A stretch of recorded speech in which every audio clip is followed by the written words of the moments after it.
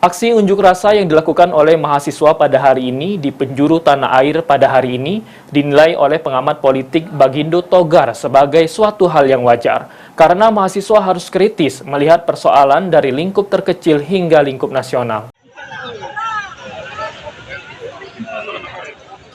Mahasiswa penjuru tanah air tidak terkecuali kota Palembang pada hari ini bergerak guna menyuarakan beragam permasalahan yang kini tengah dihadapi oleh rakyat Indonesia. Beberapa agenda dituangkan oleh mahasiswa ke wakil rakyat di Sumsel, diantaranya permasalahan kenaikan minyak goreng dan BBM, serta penolakan 3 periode Presiden RI.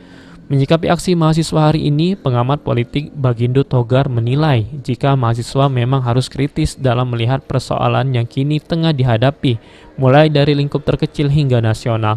Namun juga menurut Bagindo, aksi mahasiswa hari ini harus dapat memberikan masukan kepada pemerintah. Atau potensi kritisnya itu menjadi kebutuhan, bahwa mahasiswa memang harus kritis melihat persoalan-persoalan ataupun permasalahan di tingkat lingkup terkecil sampai ke tingkat lingkup nasional atau pemerintahan pusat.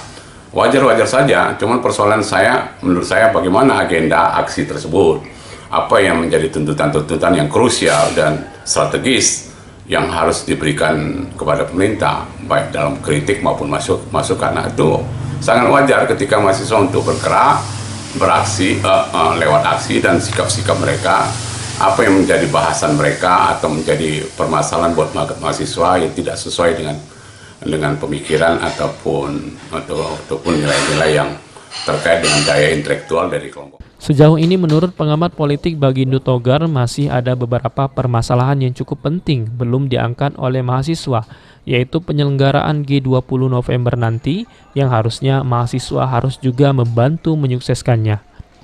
Firman Hidayat, PAL TV.